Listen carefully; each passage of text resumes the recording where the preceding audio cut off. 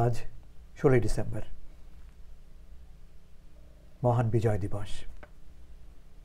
এই দিন বাঙালির বিজয়ের, আনন্দের, কিন্তু শোকেরও। এদিন আমরা বাংলাদেশের মাটিতে স্বাধীন বাংলাদেশের পতাকা উত্তোলন করেছি, কিন্তু কি মূল্যে?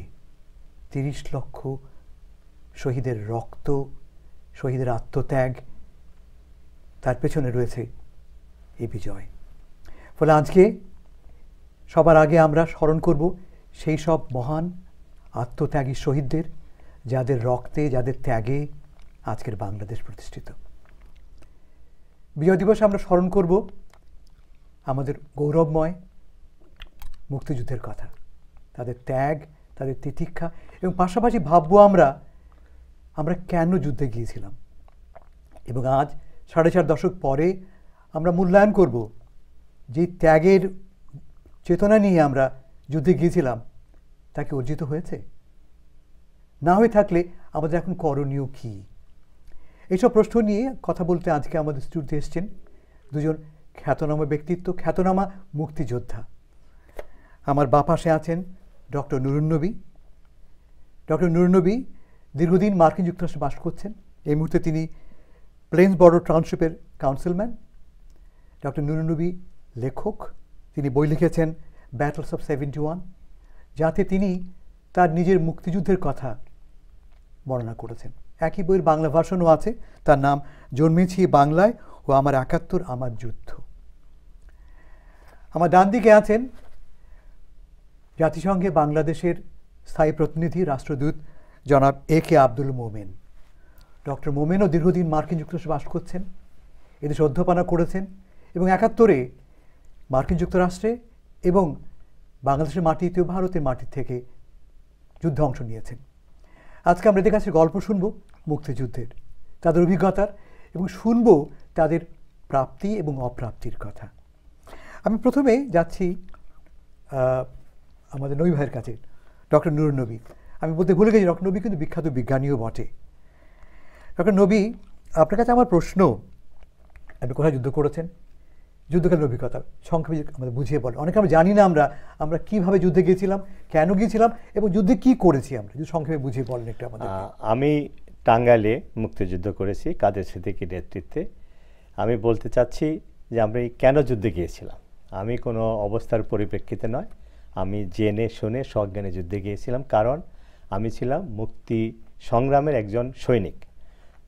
বঙ্গবন্ধুর নেতৃত্বে যখন মুক্তি সংগ্রামের আন্দোলন চলছিল, 6 দফা, 11 দফা, গণ অভ্যুত্থান, আগরতলা ষড়যন্ত্র বিরোধী মামলা এবং নির্বাচন, অসহযোগ আন্দোলন, এই প্রত্যেকটি আন্দোলনে আমি ছাত্রলীগের একজন কর্মী হিসাবে ঢাকা বিশ্ববিদ্যালয়ে আমি অংশগ্রহণ করেছি। কি পড়তেন? আমি বায়োকেমিস্ট্রিতে, আমি তৃতীয় অনার্সের 3rd ইয়ারের স্টুডেন্ট ছিলাম। 71-এর কথা বলছি। আর যেদিন আমাদের অনার্স পরীক্ষা লিখিত শেষ হয়ে গিয়েছিল, প্র্যাকটিক্যাল পরীক্ষাও শেষ, শুধু শেষ দিনের 2 ঘন্টা বাকি।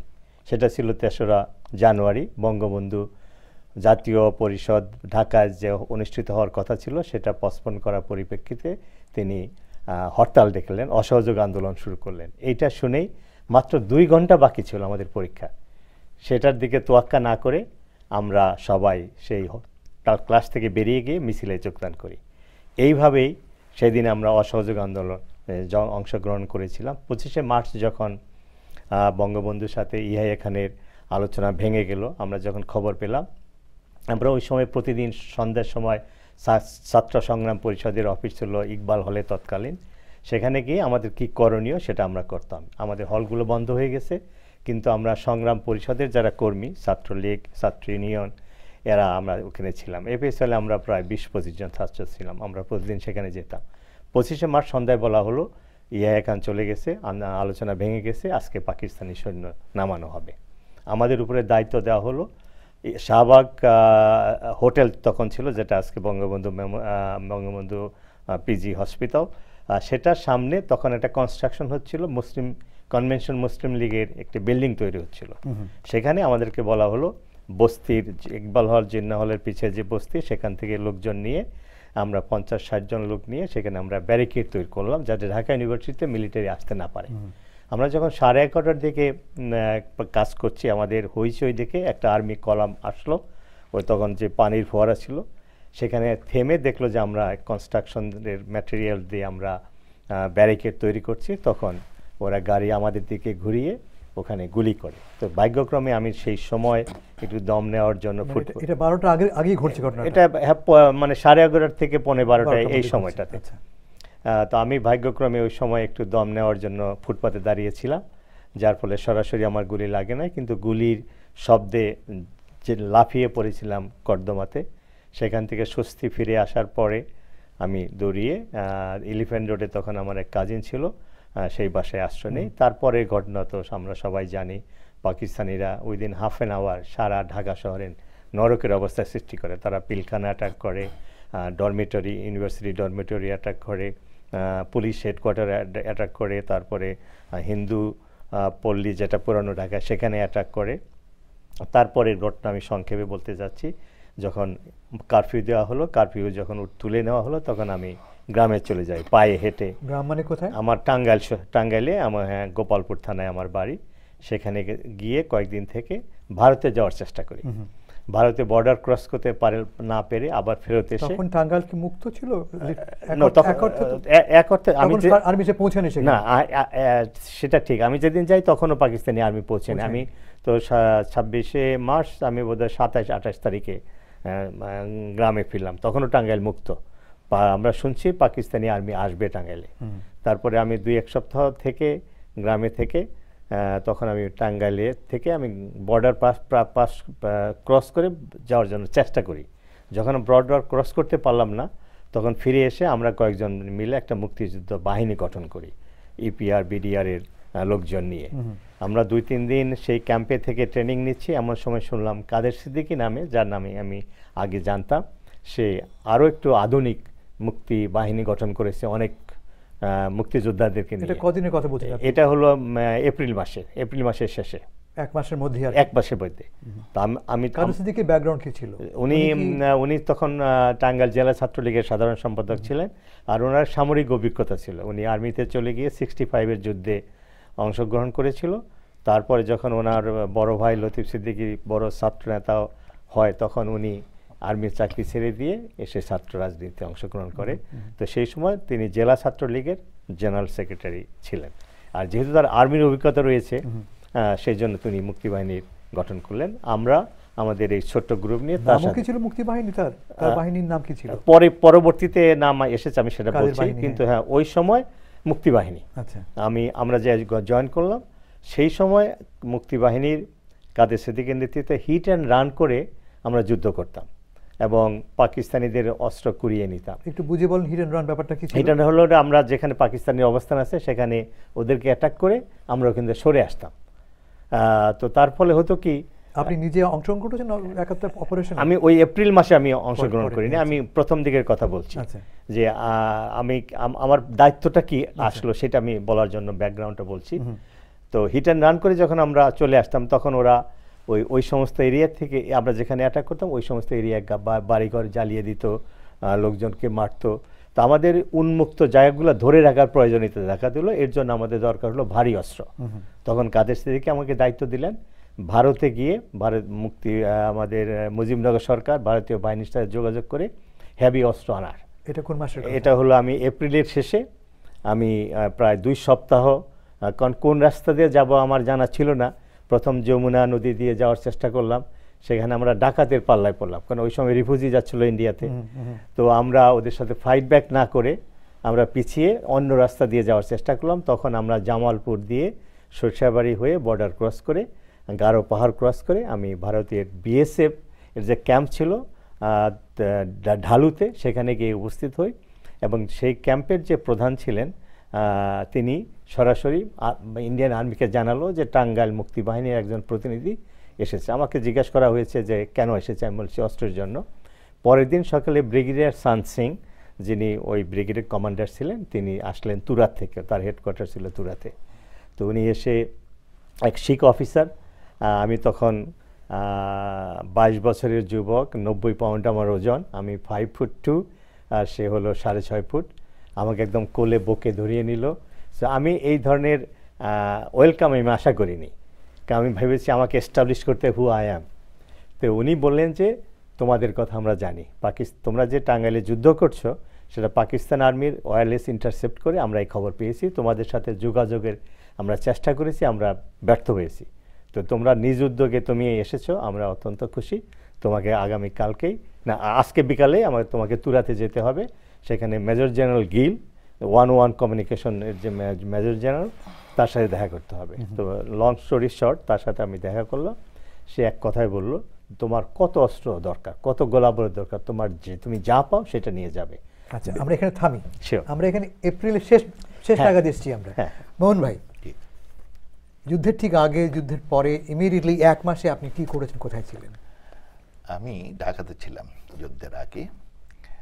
আমার সাথে 23শে March, if I remember it right, আমি ঢাকা মেডিকেল হাসপাতালে যাই। আমার বড় বোন সেখানে চাকরি করতেন, ওনাকে বাড়িতে নেওয়ার দায়িত্ব ছিল, গাড়ির ড্রাইভার হিসাবে আমি তখন আপনি ছাত্র? তখন না, আমি যখন চাকরি করি, বাট ওই দুপুরবেলা লাঞ্চের সময় ওনাকে আমি কোথায় কাজ করতেন বলেন? আমি তখন ঢাকাতে একটা ব্যাংকে কাজ করি। আচ্ছা। সো আমি ওনার ছিল দুপুরবেলা ওনাকে নিয়ে যাওয়া। এর মধ্যে বলি একটি, 1 তারিখে যখন আমরা শুনলাম যে সংসদ বসবে না, তখন আপনার স্বতঃস্ফূর্তভাবে আমরা সবাই অফিস টফিস ছেড়ে রাস্তায় চলে আসি। এসে আপনার ওই হোটেল, পূর্বানী হোটেলে, সেইখানে আসি। আচ্ছা, যাই হোক, যেটা বলতে যাচ্ছিলাম, এই হাসপাতালে আসার পরে তখন এখানে এসে দেখি তাজউদ্দিন সাহেব, মোল্লা জালাল উদ্দিন, এরা আওয়ামী লীগের, ওবায়দুল কাদের, এরা সবাই আসছে, প্রথম সারির নেতা এরা সবাই। তো দেখার পরে আমি সালাম দিলাম। তাই আমি বললাম, এখানে কিসের? বললেন যে না, ইমার্জেন্সিতে যাচ্ছেন। খুব অল্প কথা বলে তার দুজন খালি বললেন, কেমন আছো? হ্যাঁ, ওনার সাথে আমার ভালো পরিচয় হয়। ওনারা যখন আরটিসি মিটিংয়ে, রাউন্ড টেবিল কনফারেন্সে রাওয়ালপিন্ডি গিয়েছিলেন, বঙ্গবন্ধু দুবার সেখানে যান। আমরা তখন ওনার সাথে সার্বক্ষণিক ছিলাম আর কি। এর মধ্যে একটু বলে রাখি, এর আগে এই ডিসপেরিটি নিয়ে আমরা লেখালেখি করেছি। একটা ইকোনমিক ফোরাম নামে একটা রহমান সুবহানেরা বের করতেন, সেইখানে আমরা আর্টিকেল লিখতাম। আর যখন এই কি হলো, তো তারপরে পাকিস্তানে আমি ছিলাম এই 69-এ। সেইখানে দেখলাম যে পাকিস্তানে আমাদের মানুষই মনে করে না, তার ফলে আমাদের ত্যক্ততা ওদের প্রতি খুব বাড়ে। যাই হোক, বাংলাদেশে আসার পরে 23 তারিখের ঘটনা বলি। তখন তাজউদ্দিন সাহেব বললেন যে, আমরা বললাম যে আলোচনার কি, তো উনি খুব একটা কিছু বললেন টলেন না, মানে কোনো একটা উৎসাহ করে কিছু বললেন না। আমার এক বন্ধু ছিল, he was very close to Obaidur Rahman. সে তখন ফার্মাসিউটিক্যালের রিপ্রেজেন্টেটিভ ছিল, শহীদুল হক, পরে ব্যবসা করেছে। তো শহীদ আমাদের বলল যে অবস্থা খারাপ। সে আমার বোনের রুমে আসলো, আসে বলল যে অবস্থা খারাপ। এই তখন আমার বোন বললেন যে বাচ্চাগুলো ঢাকা শহরের বাইরে পাঠায় দিলে ভালো। সুতরাং আমি 23 মার্চে আমি সিলেট চলে যাই। সেইখানে তো যাই এবং 28 তারিখ পর্যন্ত তো কিছুই জানি না। কিন্তু বাই দিস টাইম তো যুদ্ধ, মানে ক্র্যাকডাউন শুরু হয়েছে, রেডিওতে প্রথম শুনলাম, কিন্তু আমাদের লোকজনের থেকে কোনো কমিউনিকেশন এজ সাচ। 28 তারিখে আমি প্রথম, আমার খুব ঘনিষ্ঠ বন্ধু, সে তখন ছাত্রলীগের প্রেসিডেন্ট সিলেট যতে, তো তার ওখানে গিয়ে গল্প করতে গেছি। তার নাম সাব্বির আহমদ, সে এখন লন্ডনে থাকে। তো তার কাছে গেছি, তো সে যখন বসে আছে তখন আমাকে একজন বন্ধুলে এসে বললেন যে আপনার এলাকায়, এই নাম আমরা বললাম রুব্বান সিরাজউদ্দিন, উনিও ছাত্রলীগের ছিলেন, তখন আওয়ামী লীগের। বললেন আপনার বাড়ির এলাকায় তো কি শুরু হয়েছে, গোলাগুলি। সো আমি গেলাম বাড়িতে, এই বাসায় যাওয়ার পথে দেখি আর যেতে দেয় না, এই মানুষজন নাই। এটা হচ্ছে গিয়ে 4th আপনার এপ্রিল। তো বাসায় সামনে গিয়ে দেখি, এরা যাওয়ার পরে দেখি ওখানে, সিলেটের কোন এলাকায়? সিলেট শহর, এটা বলে দুবাদিকের পাড়া। আচ্ছা। এবং গিয়ে দেখি, তারপর যখন বাসায় গেলাম তখন দেখি আপনার বিডিআর এর লোকেরা ওখানে নিয়েছে, পজিশন নিয়েছে। তা গেটটা বন্ধ, তো গেটটা লপটপ খেয়ে ঢুকলাম যখন, হ্যাঁ, এর মধ্যে অনেক লোকজন বলছে ওদিকে যাওয়া নিষেধ, কারণ গোলাগুলি হচ্ছে। আসলে ওখানে একজন লোক বিহারি মারা যায় এবং এই বিডিআর এর লোক আসার পরে। সো আমি বাড়িতে ঢুকলাম, তখন বিডিআর এর লোক বললো যে আমরা এখানে পজিশন নিয়েছি, এটা স্ট্র্যাটেজিক জায়গা, আপনি একটা ব্যারিকেড দেন সামনে। তো এখানে একটা এগ্রিকালচারাল ব্যাংক এগ্রিকালচারাল অফিস ছিল, ওখানে অনেকগুলো ড্রাম ছিল। আমরা অনেকে গিয়ে ওখানে ব্যারিকেড ঠেলে দিলাম। কিন্তু তখন পাকিস্তান সরকার একটা আদেশ করেছিল যে যার বাড়ির সামনে ব্যারিকেড সেই বাড়ি ধ্বংস করে ফেলবে, এই সেই। তারপর আমরা দিলাম, তো দিয়ে যখন আসিয়া তারপরে কিছুক্ষণ পরে পাকিস্তান আর্মি আসলো। পাকিস্তানের একটা ওই অ্যানাউন্সমেন্টের গাড়ি যাচ্ছিল, তখন বিডিআরের লোক করে গুলি করলো, কিন্তু গাড়িটা চলে গেল। গাড়িটা চলে যাওয়ার কিছুক্ষণ পরে আপনার পাকিস্তান আর্মির অনেকগুলো আসলো। এই সময় আমরা ঘরের এই শেলফ দিয়ে, বই দিয়ে, কাচের জানালা এগুলো আটকার চেষ্টা করছি। পাকিস্তান আর্মি আসলো, আসার পরে গোলাগুলি শুরু হলো। এটা প্রায় 4 o'clock এই যে শুরু হলো। এটা 4th of April বিডিআরের উপরে না সাধারণ লোকের উপরে? বিডিআরের উপরে। আচ্ছা। এবং সেই সাথে আমরা এখানে আছি। এটা 8টা পর্যন্ত চললো এবং মানে অসংখ্য গোলাগুলি। আমরা আবার দূর থেকে দেখতেছিলাম ওখান থেকে যে অনেকগুলো গাড়ি আসছে পাকিস্তানের, দূরেই তারা থেমে গেল, থেমে গিয়ে হেঁটে হেঁটে আসলো। পরে যখন চলে গেল তখন সারা এলাকার যত দোকানপাট ছিল রাস্তা সবগুলো জ্বালায় ফেললো। আমাদের বাড়িটাতে ওরা ওই মর্টার মারলো। মর্টার মারার ফলে মনে হলো যে বিকেলবেলা একটা আগুন ধরেছে সারা। আমরা আবার এর মধ্যে পানি নিয়ে আসলাম, দেখি যে পানিটা নিয়ে কোনো প্রয়োজন নেই, একটা কুদুলির ফলে আগুন হয়ে আছে। So anyway somehow we stayed. তারপরে আমি চলে গেল, আমরা গাড়ির আওয়াজ শুনলাম, রাত হয়ে গেছে। গভীর রাতে হঠাৎ করে দেখি বৃষ্টির পানিতে ভিজতেছে, বৃষ্টি হয়েছে। তো দেখা যায় যে ছাদটা ডিউটিনের ছাদ, হ্যাঁ, এইটা চলে গেছে ওই যে মর্টারের ফলে, আর সামনের ওয়ালটা ভেঙে গেছে। দেন পরের দিন আর্লি মর্নিংয়ে আমরা প্রতিবেশীর বাড়িতে গিয়ে আশ্রয় নিই। প্রতিবেশীর বাড়িতে যখন আশ্রয় নিচ্ছি, অ্যারাউন্ড 9টার দিকে আমরা আবার যখন যাই তখন পালায়, সকালে 5টা, 4:30, 5টার দিকে, পুর রাত্রে লোকজন এসে কেউ কেউ তাকায় দেখতেছে বাড়িতে কোনো লোক জীবিত আছে কিনা। এইখানে কিন্তু সিলেটের মুক্তিযুদ্ধের সংগ্রামটা শুরু হয় আমাদের বাড়ি থেকে। এখানে বলে রাখি যে আমাদের বাড়িতেই পাকিস্তানের এই সিলেটের পাকিস্তান অন্তর্ভুক্তির রেফারেন্ডাম যে কমিটি ছিল, সেই কনভেনার তখন আমার বাপ ছিলেন এবং এই বাড়িতেই অফিস ছিল। পাকিস্তানের নাম আবু আহমদ আব্দুল হাফিজ, উনি তখন জেলাবারের সভাপতি এবং একসময় মুসলিম লীগের সভাপতি ছিলেন, জেলা সভাপতি।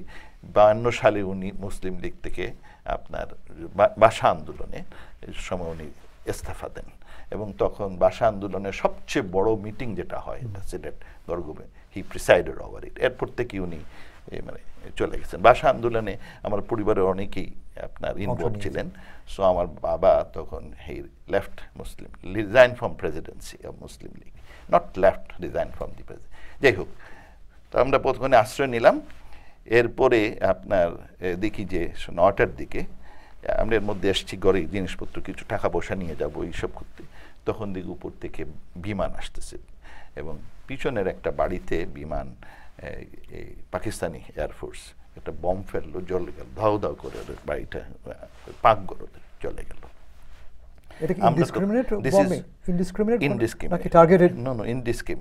ওটা আমাদের বাসায় দিতে চাইছিল কিন্তু আমাদের বাসায় না দিয়ে পিছনের একটা মুখতার সাহেবের বাড়ির যাতে পড়ে। তখন আমরা বুঝলাম যে এখানে সেফ না।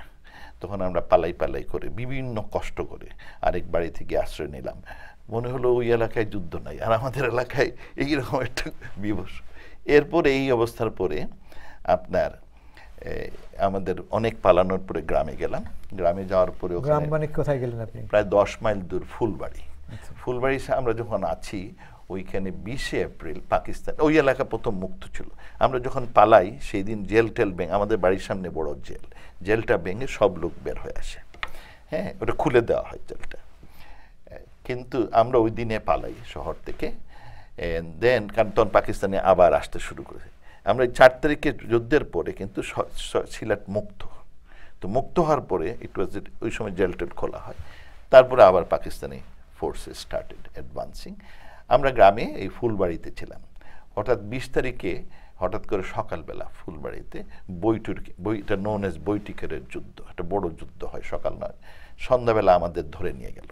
ওই গ্রামে আমরা যারা ইয়াং ম্যান ছিলাম সবাইকে ধরে নিয়ে গেল। কে ধরে নিয়ে গেল? পাকিস্তানি আর্মি এসে আস্তে গ্রামের বুড়ো বৃদ্ধ Yang Mi everybody was arrested. আমাদের নিয়ে গেল, নিয়ে একটা স্কুলে সেইখানে যে করলো, লিন ডাউন করে রাখলো, অনেক অধিকাংশকে ছেড়ে দিল, আমাদের রেখে দিল, বললো তাদের এই যে আমরা হচ্ছে গিয়ে মুক্তি আর নাই হিন্দু।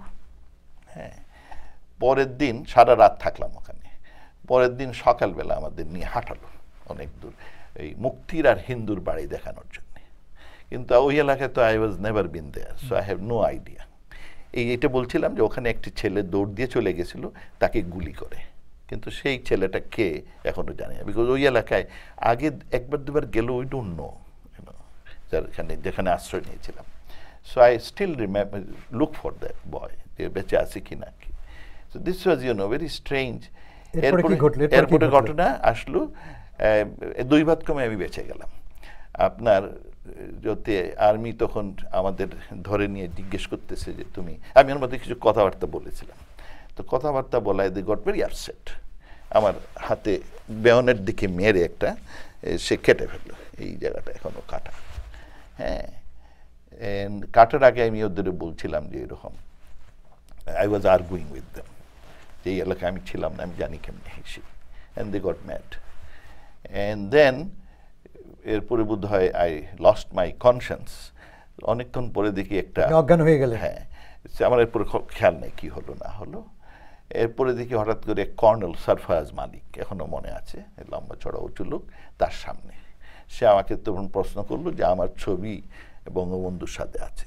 হ্যাঁ, তা আমি বললাম যে নো, বলে যে আছে প্রসেশনে। আমি বললাম আমি এখানে ছিলামই না সিলেটে, আমি প্রসেশনে কোথায়, I was in Islamabad and Dhaka, আমি নট ওয়াজ ইন সিলেট। কিন্তু সে আর্গুটার্গুলোকে আমি চ্যালেঞ্জ করলাম। তো আমি যখন বললাম ইসলামাবাদ ছিলাম রাওয়ালপিন্ডিতে, বললো কোথায় ছিলাম, তা আমি থাকতাম যেখানে, সেই এলাকার কথা বললাম। ওখানে সে এই আমাকে আরও কিছু প্রশ্ন করলো, দেখা গেল যে একটি লোক, একটি মহিলা, ওখানে একটা কলেজের প্রিন্সিপাল ছিলেন, ওনার ছেলেমেয়েদের আমার পরিচয় ছিল আর কি ওখানে, এবং ওনার নামও বললাম। বলার পরে কর্নেল আমাকে ছেড়ে দিল, আপনি বেঁচে গেলেন এক অর্থে। এত 2 ভাত ক্রমে। তারপরে নট অনলি দ্যাট, বলতো তুমি যাও। তো আমি যখন দৌড়তে শুরু হয়েছি তখন আমাকে আবার আটকালো, একটা মেজর আটকালো, আটকে বললো যেন দৌড়লে গেলে মেরে ফেলবে, কারফিউ এলাকায়। তখন আমাকে তারা একটা জিপে করে আমাকে বাড়ির কাছে পৌঁছে দিল। আমি যখন বাড়ির কাছে আসলাম, এলাকার লোকজন, ওই ফুলবাড়ির লোক সবাই পালাই পালাই করতেছে, লুকিয়ে যাচ্ছে।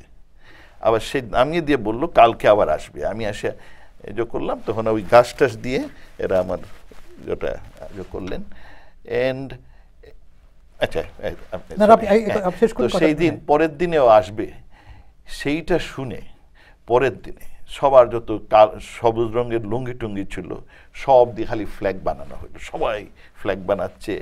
আর আইয়ুব খান, জিন্না সাহেব, লিয়াকত সাহেব, এদের যত ছবি যেখানে যে বাড়িতে আছে সবগুলো এনে টাঙ্গাচ্ছে, ভয়। সেখানে একটা কথা আমার কোনোদিন ভুলবো না, একটি ছেলে, ইয়াং বয়, এখন সে ডক্টর জামশেদ সানিয়া চৌধুরী, সে তখন ইউনিভার্সিটি থেকে সে আশ্রয় নিয়েছে। তো তার বাবা, তার অনেকগুলো ছবি বঙ্গবন্ধুর সাথে, আন্দোলনের সাথে, 69-এর মুভমেন্টের সামনে দাঁড়ায়, সে পলিটিক্যাল সায়েন্সের ছাত্র। তো সে তার ছবিগুলো জ্বালাইতে দিবেন, আর বাপ জ্বালায় ফেলবে। হ্যাঁ, সো আই রিমেম্বার যে ছেলে বলতেছে যে এগুলো আমার স্মৃতি, আর বাপ বলতেছে এগুলো দেখলে তোরে আমাদের সবাই মেনে ফেলবে। So there was a contrast. একজন ভয়ে এই স্মৃতিগুলো, ইতিহাসগুলো ধ্বংস করার জন্য বাপ একেবারে নিয়ে টেনে নিয়ে যাচ্ছে, আর ছেলে বলতেছে যে এটা আমার স্মৃতি। একজন to protect his history, he is trying to save it, another ভয়ে এটা জ্বালাই দিলেন, পরে জ্বালাই দিলেন। আসলে এই লড়াইটা এখানে স্মৃতি ও বিস্মৃতির বিরুদ্ধে। এবং আমরা ফিরে আসছি, আমরা ছোট্ট বিরতি নিচ্ছি এখন। বিরতির পরে আমরা আমাদের আলোচনায় ফিরে যাব।